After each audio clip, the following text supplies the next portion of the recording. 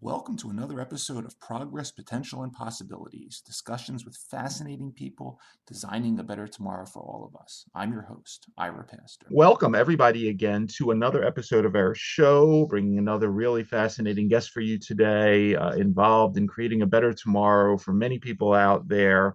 On the show today, we have the honor of being joined by Dr. Jamuna Ravi, who is the Chief Executive Officer of Vayah Vikas. They are an organization dedicated to transforming well-being and quality of life for older adults across India.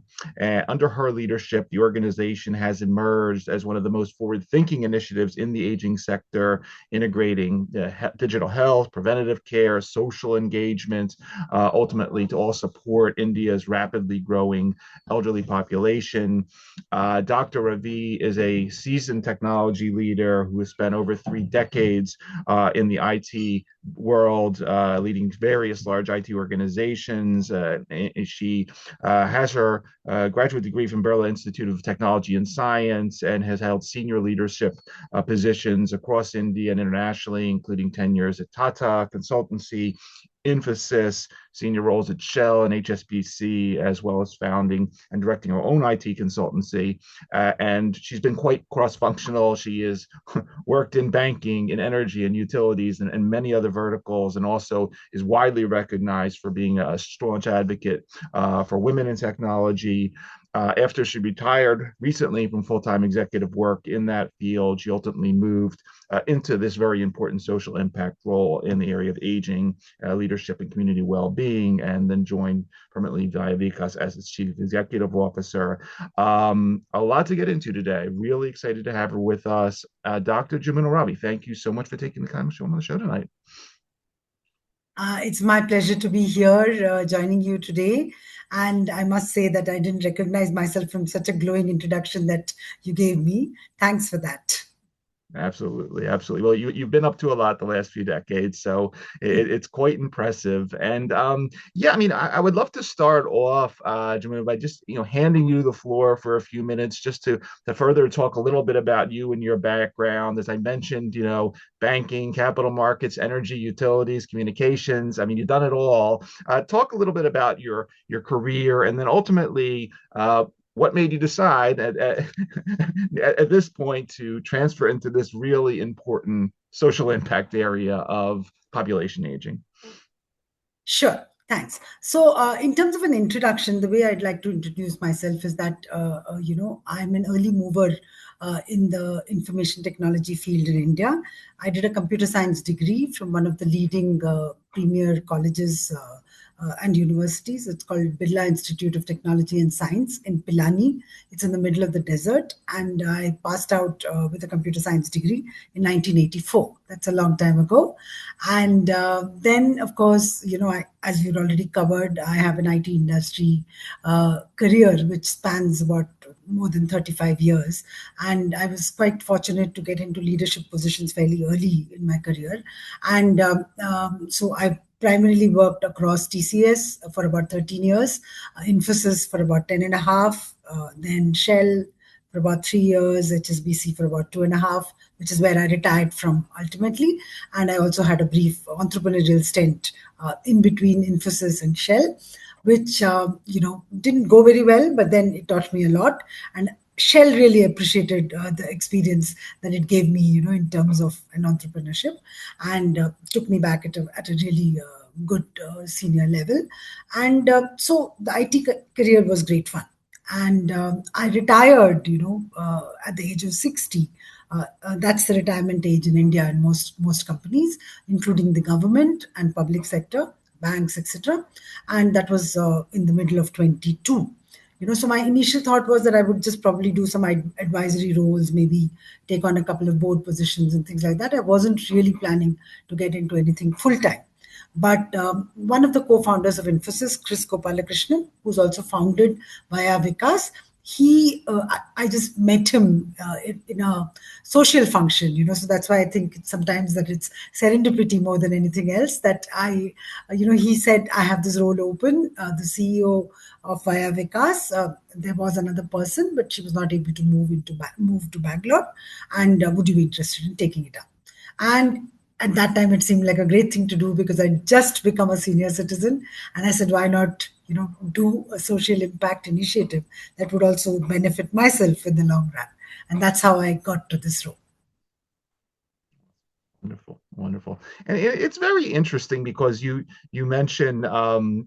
Gopalakrishnan, who many of us know from the world of IT and founding of Infosys, and I know it's quite interesting that the many of the themes that ultimately seed the formation of Vayah Vikas, started about a decade earlier, and there's this really interesting piece. It's a report. Well, it's not really much of a report, but a really important position paper entitled "Aspirations for the Elderly" from 2013, written by Dr. Alexander Thomas, who's a very well-known person in the space in India, they commissioned on behalf of the India's Planning Commission, talking about, basically we need a vision and strategy for ultimately these major things, because bias is focused on quality of life, dignity, a care infrastructure for older adults in India, and setting this all up. I was wondering if you could take us back maybe about a decade to sort of the initial concept here that seeded what we're ultimately going to be talking about when we talk about the Vayah Vikas organization. Yeah, sure. So, 2013, and you're absolutely right. Dr. Alexander Thomas, he was the one who really was working on those aspirations for the elderly paper, and he worked on it with a cross-functional team. And he did it mainly for the government. They just wanted to get a sense of what he was talking about. And for him, it was some themes that were really concerning him at that time, and including the group that he was working with. There was a growing dependency ratio of the number of people who were dependent on others, and that was becoming quite a lot, and was actually beginning to affect the quality of people's lives. And there's also like a need for long-term care that was growing, and nobody was really doing anything about it. There were more and more people who needed long-term care for the kind of diseases that they were suffering from. Dementia had already begun to put in an appearance, which was fairly considerable. So things like that, where people were feeling the need for care, but nobody was really working on increasing the number of caregivers in the country. That was a cause for concern. He was totally from the medical background, and he saw it happening all around him. Then there was also an absence of standardized services wherever they were, especially for the elders, and geriatric health and geriatric care itself was not, on anybody's priority. And that was the nature of the country as well, right? I mean, India was a very young nation, even younger at that time, and the focus was all on children, education, and careers, which was probably appropriate for the country and the state that it was in, but it still left the senior people in a very unfortunate kind of position. And so he felt that it was necessary to emphasize to the government that there was a need for a really integrated model which could bring families, professionals, the civil society, the philanthropists, and the government together. And that's how he went about writing this paper. Unfortunately, it took a long time before Vayah Vikas really came into being. That was in 2021, and that was because Kris was staying in the same city as Dr. Alexander Thomas, and Dr. Devi Shetty was one of the leading cardiologists in India, also in the world probably. And so they had an opportunity to meet, discuss this in more detail. And Kris, by that time, was already like a philanthropist. He'd actually come out, of Infosys, and he was doing a lot of things around this whole view of the brain, aging, everything. He was already Sure. doing research into it. And so he felt that this was a good thing to really take up. And that's how actually Vayah Vikas was formally established in 2021. And these were the three main people on the board, and there were five others who joined them, and there was a trust that was created.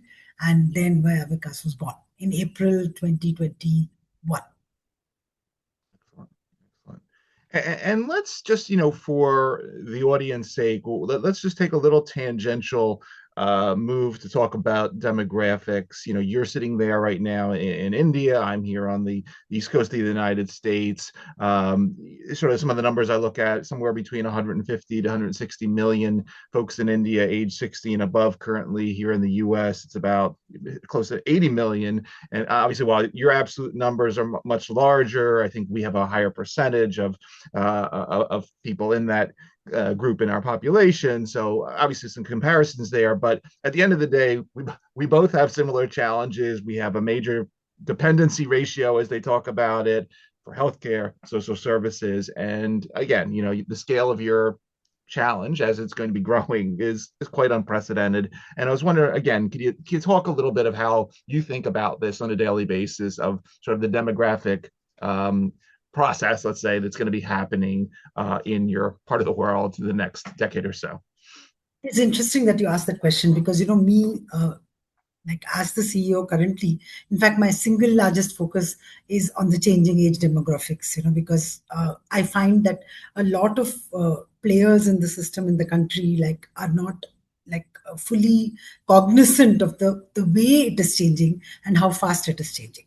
I think we are about 150 million senior citizens today. It will be about 190, 95 in 2030, and about 300 million in 2050. So it will be double by 2050, and that time we would be 1 in 5 people will be over 60 years old. And that's quite mind-boggling, actually. I mean, once we call it out to people, they realize it, but it's not something which is on everybody's horizon. So it is kind of quite a stark number. And, earlier it was just academic, people were just talking about it, saying, yes, the number of senior citizens are growing, and I don't think facilities are growing fast enough for them and all. But now it is a social as well as an economic reality. Because what's happening is that the number of people who are retiring at 60, and in parallel, what's happening is that the longevity in India is also going up. So we are having people living longer. Now it's at about, more than 70 years, 72, 73, it's anywhere between that, the longevity. And of course, what is a little bit difficult for us is that the health span number, as you see it, is not growing as fast. So we are having people live longer, but we're not having them live as healthily as they should. So all this put together, if you look at the data, it's not all positive. So the longevity going up is great, but we are not gearing ourselves up for it fast enough. And that's what we are grappling with. And you've already rightly pointed out, I think India, it is scary and it is difficult, but at the same time, it's around the world, it's difficult. Yeah. UK is talking about it, US is talking about it. Japan is already kind of tackled it and beyond, and it has done something which is pretty good. They have these blue zones where there are people over 100 living, Sure. and they're living, well, and they're quite happy as well. So they've obviously gone beyond this point. So it is now a big problem for us that we have to make sure that our systems, which is healthcare, housing, social support, technology, employment, they all need to actually evolve at the same pace. And that's where, organizations like us, Vaya Vikas, can play a catalytic role. Because we are a non-profit organization. We are not here for making money. So that puts us at a level where, we obviously want to recover our costs and make sure that we're able to operationalize ourselves through funds that we get, but we're not really looking at making money. So we are well positioned because we have no vested interest. Right. Right. Yeah, let's. I'm going to want to drill down on a lot of those topics that you just mentioned a little later on the show. But could you talk a little bit today, June, about the organization and what exists? I mean, as you mentioned, it's a young organization, 2021. I think I was looking at the member count on the website. I think recently it's around 100,000. And I get offline. We were talking about how folks like Deb Whitman, Vajika Yengar, we've had on the show from AARP here. Many of us, sort of the U.S. audience, is familiar with that organization, which has been around for many decades. You're kind of Yes. young. Talk about what, as we sit here on the cusp of 2026, currently exists today, and a little just bit about the general strategy, member services, and so forth that the organization offers today, and then we'll go further. Sure, sure. And it's interesting that you mentioned Vijay Iyengar, Yep. who's Global Director Aging in AARP, is actually one of our advisors today. Yep. We just brought him on board about a month ago.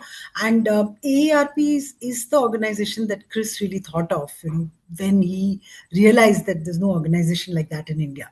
And it's a model that he really wanted to adopt for India, of course, taking care of the nuances of culture and the other things in India which might be different. But he really wanted to build an organization of senior citizens which is recognized by everybody as a community to reckon with. So that was the reason he established it. Right. So the pillars of Vayah Vikas today are really about the ecosystem development, and this is where we talk about hospitals, senior care Mhm. providers, the experts, the NGOs, the corporates, and the policymakers who actually can drive collectively the action which is required for conclaves, working groups, and advisory councils, kind of meeting groups. These people getting together and arriving together at what needs to happen to create the ecosystem that is required. So that is the ecosystem development. The second one is about the standards and quality. Dr. Alex already raised it as a concern in 2013 that there were no standards, which were being followed for geriatric care, and they were not written down anywhere. Maybe they were being followed, but they were not uniformly understood by people. So we are also working closely with national bodies. Two I can mention is QCI, and there's one which is NABH, which is the National Accreditation Board for Hospitals. So we are now trying to come up with standards for senior care homes, so that there is a accreditation process for them, which will ensure uniform care for Mhm. senior citizens who choose to live in these care homes. So we would like to improve the senior care standards. We would like to create awareness and also promote more and more quality frameworks wherever they're needed across the sector. That's second pillar. The third one is about community and engagement. I think there's so much being written about now about how social engagement is one of the best medicines or the panaceas for longevity, and that can make a big difference. Everybody talks about nutrition, good hospital care, and all those. I think we've talked about them enough, but now it is realized social engagement is really required for people to at least stay more engaged in their lifespan, and also be happy in terms of interacting with people wherever they can. And so, we also create forums like there's a Hiriyara Habba, which is Hiriyara means aged, and Habba means a fair or a festival. Mhm. And that's what we've created in Karnataka. Now, when we go to different states, we'll create different models. But it's a fair for the senior citizens where people just come and have a day out, and just have fun. There's no agenda. They're not like having medical tests, and they're not like being looked after or anything. They just come Right. and have a good day. And that's one example. We've done other things like quizzes and music programs, things like that, which keep them like quite engaged. There are also intergenerational programs where the young people get to interact with the seniors, because that's another dimension which people uniformly across the world recognize, that multi-generational interactions also add a lot to longevity. So that's something we also provide. Then we also do learning sessions, like for example, digital literacy is one one key area. And again, it's around the world. Initially when I got into this sector, I thought maybe India was worse off than others, but it's not really like that. I mean, even other countries that we're reading about also need those kind of digital literacy sessions, because otherwise the seniors feel excluded. So that's an area. Cybersecurity awareness, scams, they're around the world, and people are really afraid to use the mobile because of the number of scams that they could possibly get into. And then the latest thing that we're working on is that we're creating something called Ekta Hubs. Ekta means like unity, and hubs are of course hubs. So we say experience and knowledge together in action. That's what EKTA expands into. So we want the old people, getting the knowledge and being able to come and meet together and be, in a place where they feel safe, they feel alive, because they get to interact with so many people. They could play games, they could learn things, they could celebrate, they could do so many things. And we want to do these in the local areas. They're similar to the daycare centers that you have in the US, but it's not only daycare. There could be a lot of healthy seniors coming and also kind of just spending their time. That's one forum that we want to create, and this has the ability to engage entrepreneurs as well. People want to come into the space even to make money. We could actually have membership models which could work, for people who are happy to come in. It's like a club. It's like a membership club. Sure. And then, of course, we then are able to create more vibrant environments where they can, connect, they can learn also, and they can lead also. And the last one is about workforce and employment. This, again, there's enough being said, everywhere about how when you let a person stop working at 60, you actually lose so much experience. And like the organizations today, which are retiring these kind of people, don't have systems to replace that knowledge. So there's a huge opportunity for the seniors to get engaged in actually at least giving back the knowledge that they've learned and making sure that it gets captured. And now this technology has gone to such an extent that can be done very easily using AI systems and things like that. And if they want to be reskilled, if they want to work in a flexible model, or if they even want to volunteer, they should be able to do it. So we want to create an ecosystem of partners who actually provide these opportunities. We are already having a few, and we would like to make sure that the government also recognizes it and also makes an attempt to actually kind of provide more and more of those. So we don't see ourselves as a service provider, but more as a knowledge aggregator. Because we have the knowledge, we have the data, we're also aggregating them, and to also enable a really healthy and equitable aging ecosystem in India. So that's really our vision. So we also are having an underlying foundation, which is of research and advocacy. Unfortunately, there's not as much research done around seniors as maybe there is already being done in other countries. So here, now we really want to step the accelerator on this. And this is where philanthropists like Kris are doing quite a lot. And there are other philanthropists like him as well. So Longevity India, I'm not sure whether you've heard about it, but Longevity India is actually a very interesting organization, which you should also kind of look at what they're doing. They've been set up about a year ago, and they've been set up by Indian Institute of Science, which is another very premier institution in India. And they are trying to set biomarkers for the Indians. So that's something which is very important for us when we go ahead in treating people with diseases which are like diabetes and things like that. If you look at the data, and if it's coming, the standards and things are coming from entirely different countries, they may not even be applicable to the Indians.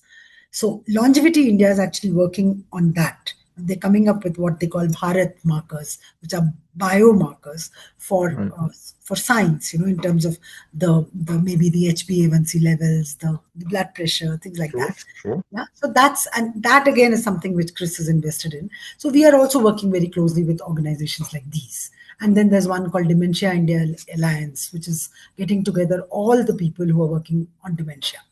And because here also, the numbers are going up so much. Oh, yeah. We also have one advantage of working very closely with the Ministry of Social Justice and Empowerment. Now, Okay. that ministry is the holding ministry for senior citizens. There are about 7, 8 ministries which work with senior citizens, but this one is the underlying one. It's like responsible for the welfare of senior citizens in the country. So we have a 3-year memorandum of understanding with them, and we have a plan, where we work on several of these kind of areas with them. And so that's something which positions us well to scale as well, because we have Mm-hmm. access to the data that they have with senior citizens as well. And we're also connected to state ministries and the planning ministry, which is now, it's not a ministry, but it's the planning organization. It's called Niti Aayog. Niti is like planning, and like, Mm-hmm. Ayog is an organization. So they are the ones who also have some plans and maps for senior citizens, which they are working on. So we're also kind of privy to them, and we get called in on some discussions as well. So that way we're well positioned. We're also working with the government as well as with the NGOs, and stepping up our interaction with the corporates as well.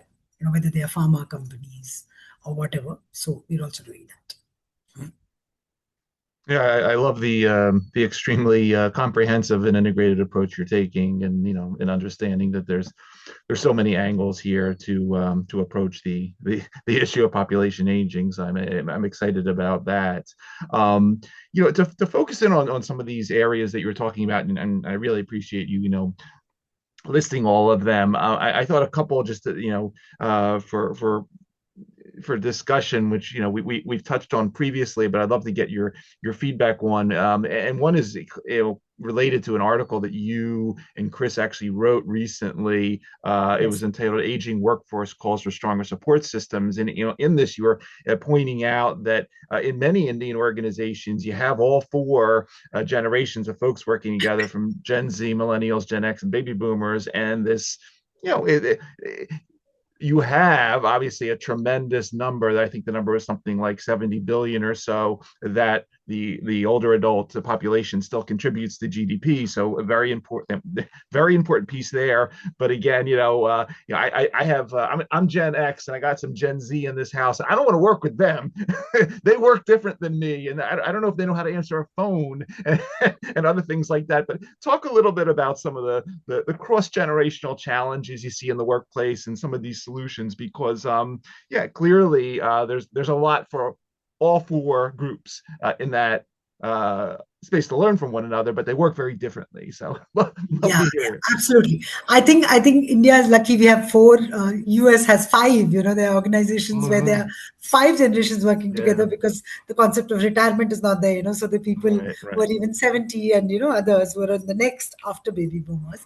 But yes, it's a really, really crucial problem. So, I've been in the IT industry largely, and there the problem is compounded, because a lot of people, start thinking that the moment you grow old, you stop understanding technology, which is not really true. If you look at somebody like Kris, he's like nearing 70, and he's at the topmost end of technology. He still keeps pace with everything that's going on everywhere. So I think there is a need, for people, who are like almost like mediators in a sense, who actually are able to put together teams of different generations and make them work together, and like sensitize them to the different needs of each other, and I think that's essential.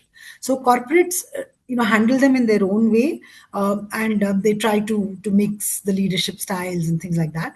But I think it would be good if they also had neutral people looking at them and trying to see how they could leverage each other's skills and make them work better. So I think there's definite opportunity. In the social angle of it, what we try to do is that we try to make seniors mentor people, the younger people in their careers and things like that. People, or even like, how to get jobs, and look at, like, open their eyes to the different opportunities that exist, because typically the younger generations are very, very kind of rigid in the kind of jobs that they're looking for, the kind of education they want to do. They have their thoughts really put together, and if something doesn't happen, they don't know how to make an alternate plan. which is where I think the older people are better at, because the way they've grown up, they've grown up in a society where they really needed to be adaptable. So what we are doing is that we're going to the corporates and we're having sessions with them, saying, where would you need help? Where are the areas that you think that you could benefit from? And I actually have started doing this for the past 4 months, and and that article was written based on what I heard from the different sessions that we had. And one other thing which in India is new is that earlier people used to get married earlier, they used to have children earlier, and they were like these joint family systems. So the children used to get used looked after very easily, and it was never a pressure. But now it's not that way. Now what's happening is people getting married later and later, having children later and later. So when you were in your 40s, let's say middle 40s or early 50s, you could be in a position where you still had young children getting educated, and you had your parents who were really much older. And what's different in India compared to other countries, at least even now, is that the children still feel responsible for their parents. They may not be living with them in the same house. The nuclear families have come in, and people generally live in a nuclear family, but they still feel responsible for their parents. So if something happens to them in their old age and things like that, the children would still feel responsible. I mean, I'm not saying that everybody's like that. There are people, who may not feel accountable, and maybe really turning a blind eye. But by and large, people need support. So now the corporates have to start looking up and looking at their policies and see what they need to do to support their employees, because they go through a lot of stress trying to work through this. So when we come in as Vaya Vikas, we say that look at your middle aged workforce, look at the pressures they're going through, and what support can you give them to make sure that they are more productive, they're more stress free, and they're able to deliver the timelines that you want them to deliver. And the other part is about really planning after retirement. So that is something which fortunately, at least in industries like IT and other flourishing industries, people don't want for money after 60. Most of them have actually saved, and they're able to manage their responsibilities and also lead a good life. But what is missing is that, if you are going to be retiring at 60 and you're going to be living till 80, you have 20 years, and you can't spend 20 years doing nothing. It's easier to do it when you were probably dying when you were 65, 70, 75, 70, that kind of thing. But now it's essential that the people who are also retiring have to be supported to have a sense of purpose, and also start thinking about what they're going to do with their time. And that's something which the corporates may not be responsible for keeping them employed with their organization after 60. I mean, nobody's telling them that you have to give them a job or you have to give them some consulting. They're not saying that, but we're just saying that you have to facilitate this process, because that's required for the country. So that's another area that we really can see that we could help corporates with, and I think they're open to it. So we do think that over the next 4 or 5 years, one will see organizations coming up with policies for supporting caregivers, and supporting their parents, their workforce who have needs to support their parents and all, to at least maybe give them some leave, and maybe also introduce them to organizations like ours, which they may not have met in a individual capacity. So that's something which we're doing. And so, the main reason why we wrote that article in a very popular newspaper is that we wanted, people to read it and really kind of start thinking about it a bit more. Yeah, absolutely. Yeah, it's quite comprehensive, and as you're talking about this, and again bringing in the theme of social connectedness, you also have so initiated quite a bit of interesting programs, and I sort of put this one in the I guess the terminology now is sort of this university for the third age. I Yes. saw the announcement of a partnership with your organization with something known as New Horizons College of Engineering in Bangalore. Yes. Again, not just education, but the intergenerational connection, sort of this importance that we overlook that there's a lot to be learned from sort of both sides of that age equation. And then most recently, you were talking fairly fascinating about this principle. This was focused on tech and AI awareness, but that digital exclusion in this day and age is heavily connected to cognitive decline and loneliness, and we talked about that with Deb and the folks from AARP. Say Yes. a few words about your recent piece entitled "One Size Doesn't Fit All: Technology and AI Awareness for Seniors," because I'd love to hear about how those two themes are coming together and how you think about these issues.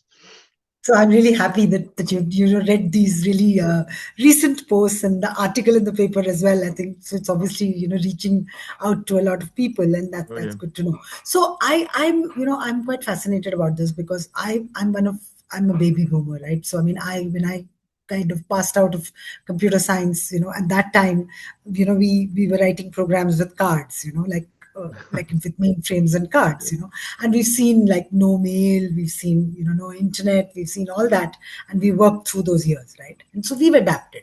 So I think now the people who and even senior citizens, they're not one size, right? Because the 60 plus, who are people like me, who understand technology well enough, I mean, like, we may not want to specialize in something really deep, but we know how to get our work done.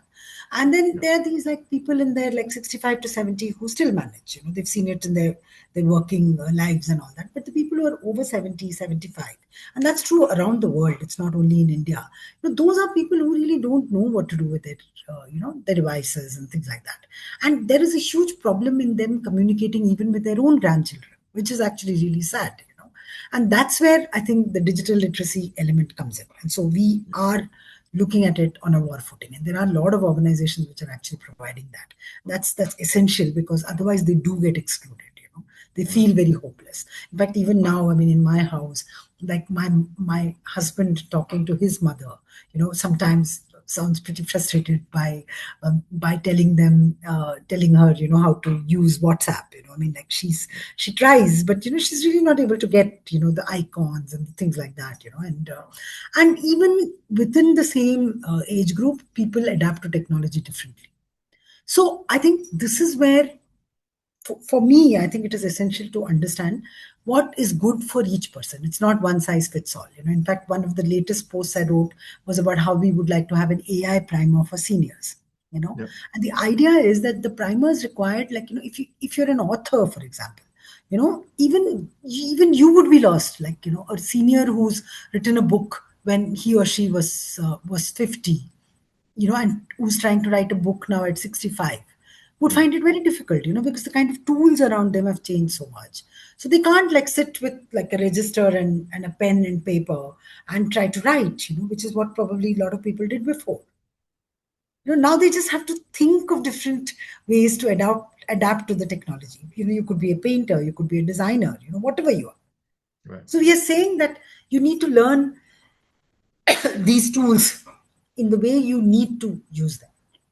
Right. And that is a full-time task in itself. So I think it could actually create a lot of careers around us, and they could create careers in the people who are well versed with technology and who could actually help those who are not as well versed to manage what they want to do. I Absolutely. don't know whether I answered the question fully. Yeah, spot on, spot on. And again, it's as everything is all AI nowadays. It was interesting again in that piece to see you merging it all together in the context of social isolation and digital exclusion and all that. And these are terms we don't normally hear about, but they're it's true. And so I appreciate that you brought it up and you're making it well known. One other area I'd love to get your thoughts on, and again, I neglected wanted to mention your involvement in this this report. This was part of the Rohini Nilekani Philanthropies. It Yes. was entitled Yes. "Longevity: A New Way of Understanding Aging," and some of what we're talking about are parts of that, though the summary. But one of the main themes that you touch on in there is sort of this connection, well, family caregiving and dementia care, which we'll get to in a little bit, but obviously they're integrally linked.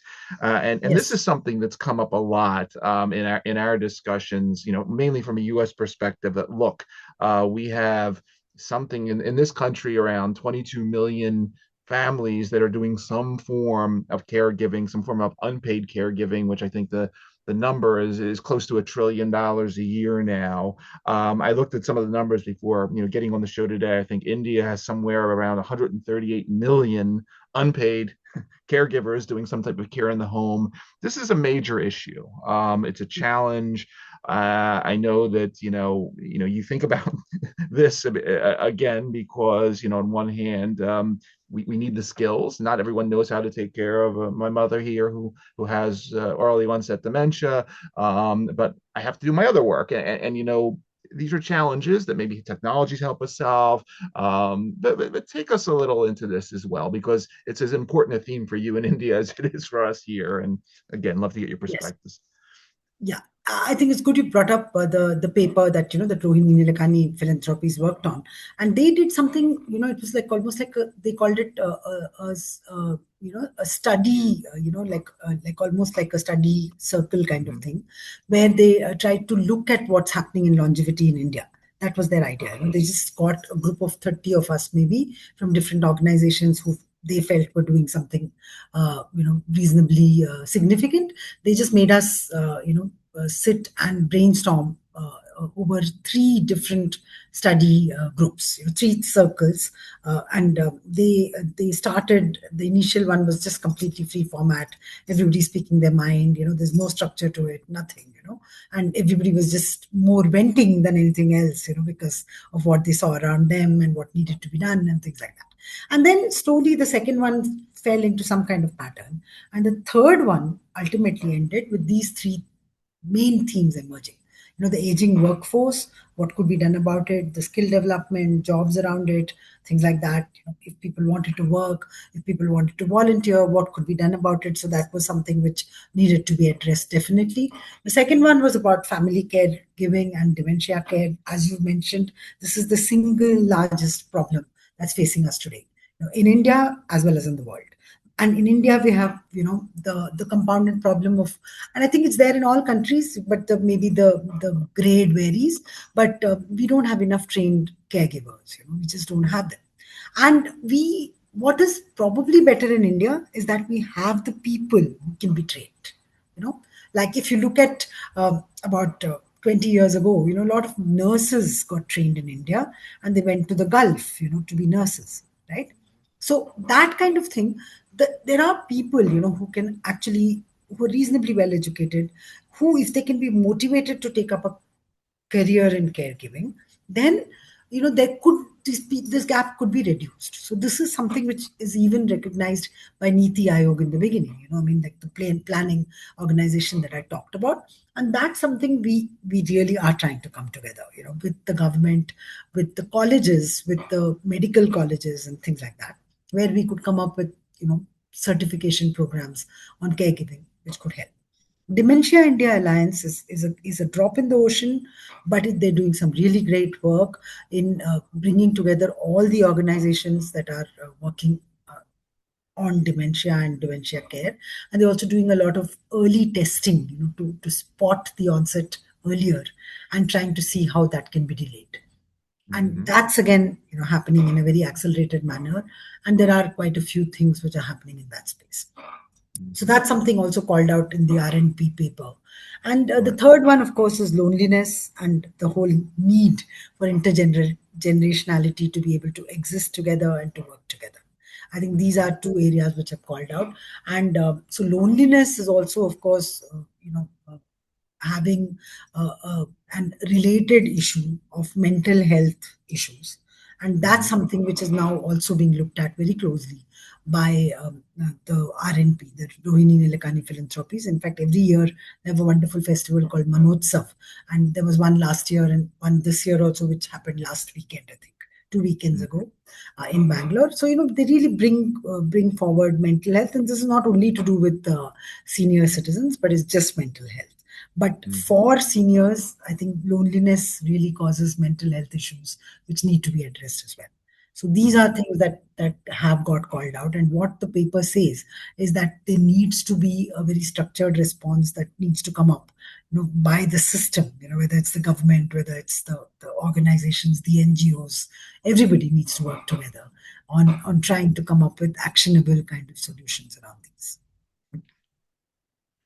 And some of the things you were just mentioning in terms of Dementia India Alliance, and then you also brought up Longevity India with Kris, and again there was another very recent article that you were actually quoted in, and it mentions Vayah Vikas. It's entitled "Grace for the Gray," and talking about a lot of these issues, and then it also has a little piece in there about a topic I'd love to talk to you a little bit about, and that is some of the age tech organizations that are coming online in India.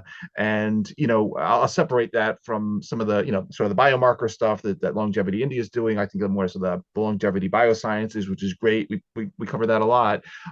Age tech, though, seems to be another really hot area. And I'm talking to an IT expert sitting here, so I won't talk that much, but I would love to get your thoughts on where a lot of this is going, what excites you in terms of apps and robotics and AI, of course, healthcare in the home, aging in place. Where would you like to see a lot of the age tech field be evolving? What excites you? Where are we going with some of this for India? Yeah, I think that's a great question. Like I said somewhere in one of my LinkedIn posts, once a technologist, always a technologist, and you always look at everything with the technology eye. And I think Kris is also an example of that. Anything he looks at how technology can also fix it. So he's already doing a lot of research on AI with IIT Madras and some other people as well, on looking at the brain and looking at, AI and kind of really even looking at, early kind of signs of diseases like dementia or Alzheimer's. How do they impact the brain? And that's a lot of stuff going on around that. But to your more positive questions, there is a lot of stuff that can be done by remote health monitoring, which can keep seniors kind of more safe and also monitored in their own houses, because hospitals are not good places to be in, and especially when you become older and older and you have to stay longer and longer getting monitored. I think it's not really like a solution. So remote health monitoring is definitely the need of the hour, and AI driven predictive care is something now which is emerging, which is so powerful. And if that can be used responsibly and judiciously, I think it can do a lot to alleviate this problem. Smart homes, I think, fall detection is a huge problem. So there are programs which are already being devised on telling seniors how to avoid falls, how to be more sensitive and careful, and then safety sensors. How do we have them in homes? So these are all, of course, technology driven completely, through control devices, and that's something which is a huge potential. And then digital platforms, which of course are the closest to my heart in terms of social engagement. How do you do skill development online? How do you even look at different employment options, which can be managed through digital platforms? Then there's this whole concept which we call as a care coordination tech, which is really integrating medical, the caregiving, and the wellness data.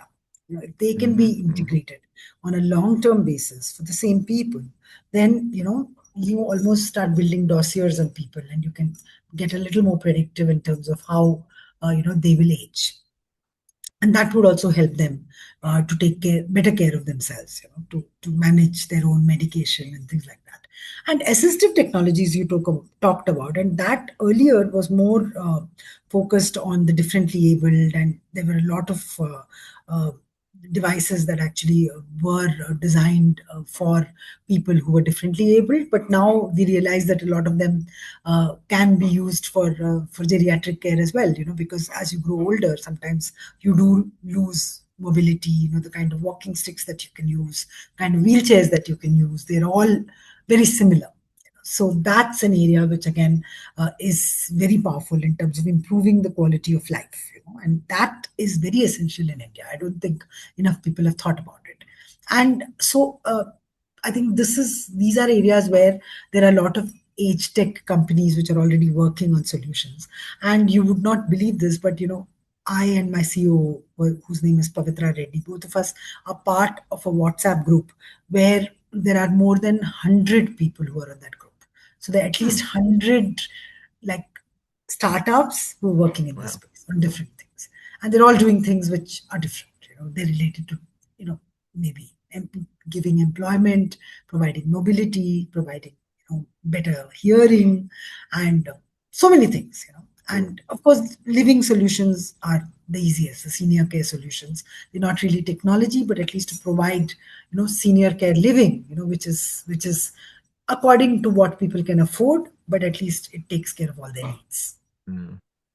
Yeah, I mean, one thing I've learned in talking to experts like you in this space is, even simple solutions. I mean, you mentioned hearing aids there. I mean, you don't think of the connection between not being able to hear and sort of the acceleration of dementia, but that connection I think is now widely Yeah. understood in the scientific literature. So even the low-hanging fruit, I think, is Yeah. extremely important when we talk about age tech. So And I talked about a little bit of research, which is like, not exactly tech in that sense, but like sarcopenia, for example. Everybody's oh talking yeah, about muscle loss, and that's a huge one. In fact, Vayah Vikas has a huge focus on that. Even now, we've kind of committed to research in that area with some experts, and so that's something which is something we really have to understand.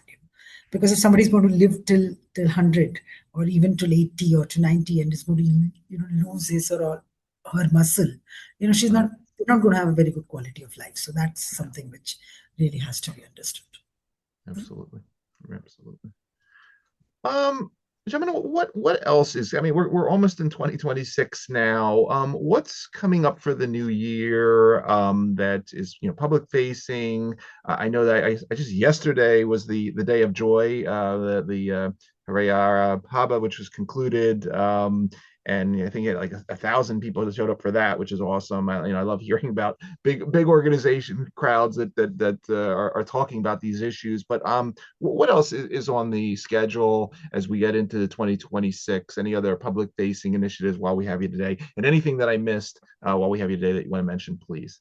Sure. So our vision in Vayah Vikas is to really reach out across India. So we just touched the tip of the iceberg. So we piloted in Karnataka. We crossed the milestone of 1 lakh. I think the lakh is not very commonly used. It's 100,000. 100,000 people last year in December, and this year in December we are going to be 1.5 lakhs. It's 150,000. So 50,000 people we've added in this year. And our board expects us to get to the figure of like 10 million. That's like the next load star for us. And so that means that we have to get to a lot of states together. Oh So yeah. we've already touched Tamil Nadu. We've just started in Chennai, and then we've also opened in Delhi. We've kind of launched, done a soft launch and all that. We're actually an online platform, so people can be members from anywhere. But in terms of the physical events and things that we're doing mostly in Karnataka, a little bit in Tamil Nadu, and in Delhi. So the next year, we want to look at touching a lot more states. And our model is that in every state, we will have a chapter, which we call. It's almost like a technical organization, like a IEEE or, Sure. ISACA. I'm a member of ISACA. I've been there for a long time, So they have a chapter for every country, and so here we want to have a chapter in every state. And then there will be local leadership. We are the secretariat for Vayah Vikas. So we will be setting the processes, the guidelines, the standards, and then helping the chapters scale. So that's, so what we want to do is to have senior care conclave series in different states and start introducing this model in terms of how to really start operating in different states. and get to whatever number we can get to at the end of the year. I don't want to say any number because I don't know what we will reach. But like this year, we've actually like done 50,000. Like last year, we touched 1 lakh after a long time, but now we're 1.5 lakh. Then we the good thing is that we started like getting recognized in the country. Sure. And so, we're also represented in the Confederation of Indian Industry. There's a senior care group, and it's called CII. You might have heard of. That's what it's called, Confederation of Okay. Indian Industry. Yeah. It's almost like a industry body. Like in the US, you have several of them. Different states have them. So here it's called CII, and they across industries. So they have a group like it's called Senior Care Group. So we represented there. Similarly, there are others like that. There's FICCI, there is ASSOCHAM, the different ones. So this actually helps us gain access to the corporates. And unless we reach the corporates and unless we start making them believe that they need to also contribute to this, and it's affecting them as well, the changing demographics, how do they support it, how do they also kind of change some of their own functioning, we will not be able to accelerate fast enough. So one key area that we're going to focus on is reaching out to more corporates. In fact, we have an event which is coming up on the 10th of December, where we're going to really replay all that we've heard in the space, and also kind of focus on some key action areas, where we will also take them together. Then we really want to step up our research. Sarcopenia is one area I've mentioned. There's another area where we want to focus on senior women, because we find, and I think that's also fairly universal, the senior women usually fare worse than the senior men, because a lot of them are sheltered, a lot of them outlive their spouses, and they may not be as financially literate as they should be, technically literate as they should be. So, they find it more difficult to look after themselves. So we need to make sure that we are able to also work out some good ways that we can protect their interests. And also, one thing which I felt very strongly about, and that's why I was so happy that you actually picked me up, to talk on your show today, on your podcast, is that I feel that in India, in I think it's 2067, we will have the largest number of senior citizens in the world, and still somehow, we're not as well represented in the international bodies as we should be. Like, whether it's the UN, whether it's the WHO, whether it's all these, they don't talk about Indian data, and that's like unfortunate, because we are a country which has the largest, soon going to be the largest number of senior citizens. And I think, I think even Japan took a long time before it started getting talked about and noticed in terms of the good things that they're doing in longevity. So I'm sure we'll also get there. But I think I really want to really start participating in these global collaboration pathways, where we start talking to other people who've gone through these challenges, like learn from their best practices, and also share our best practices, which are there in India, some because of our culture, some because of the way we are brought up, and so many things. So, how can we also, some because of our ancient systems, like, naturopathy, and there's so much good in all of them that can actually be carried forward. So we really want to do that collaboration across the global world. And I think that's something, which I'm very passionate about. And that's why we've got advisors like Vijay Taingar, who's, from AARP, and we have Matthew Cherian, who used to be the CEO of HelpAge, but now he's the HelpAge International Ambassador, and he's representing India in HelpAge International. So we have people like him who actually worked like them, who worked in a global arena, and that's something which is quite high on our agenda. So that's something I'm hoping, people like you also would spread the word, and maybe get more people to connect with us. I'm trying to do my bit through LinkedIn and through connecting with others as well. And I think I must say that, I've only been doing it for about 2 months, and I think it's had pretty good effect, actually. I've connected with some of the league, longevity experts around the world. Aviva is an example. So many people in Stanford Longevity Center. Some of our age tech founders are also actually linked to them quite well. So we have a good Ashoka Longevity. They're also quite global. So, we work with them. So I think there's a huge opportunity to network better. Netherlands, I've lived there for 2 years as part of my career, and I was very impressed with what they did. They have also an organization called ANBO, that is their equivalent of AARP. So they look after the elders very well as well. So there are different countries we can learn from. Absolutely. Absolutely. It's I'm always interested in the unique models that I come across when I do the show and talk to fascinating thought leaders like yourselves. But you clearly you're going to have a busy 2026. I thought you retired, but it seems like again what from a lakh to 10 million and beyond. I mean, you have a lot going on. So I mean, I'm excited for you. I'm rooting you on, and it seems like you put together a great organization, an awesome team, and really, wishing you the best with this. And hopefully, we could do a follow up maybe next year to see when we're at 10 million, and then we'll what has happened. But really impressive work, Jamuna.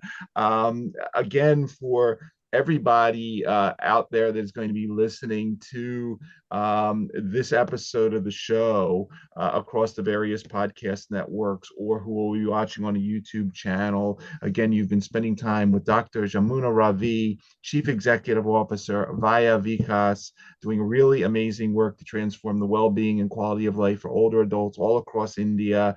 Jamuna, I want to thank you for taking the time out of your schedules. I know it's late there, for educating us, telling your story about what you're up to. Thank you for everything you do. And as we like to say here on our show, thanks for creating a better tomorrow for literally millions of people via what you do and what you're thinking about. Really a great story. And I look forward to continuing to follow it. Thank you very much, Ira. I was really happy to be able to come and talk on the show. And I did go through some of your earlier podcasts, and I think they're very impressive. And they really talk about so many good things that we can learn from. And I'm really happy that I was able to participate. And yes, I mean, it's been an exciting year, and next year promises to be more exciting and more challenging. And there's so much more to do. So thank you very much. And if you're ever coming to India for anything, please let us know. And do drop into Bangalore, definitely. And we will show you a lot more exciting things that are happening here in this space. Thank you very much. Definitely. Be well.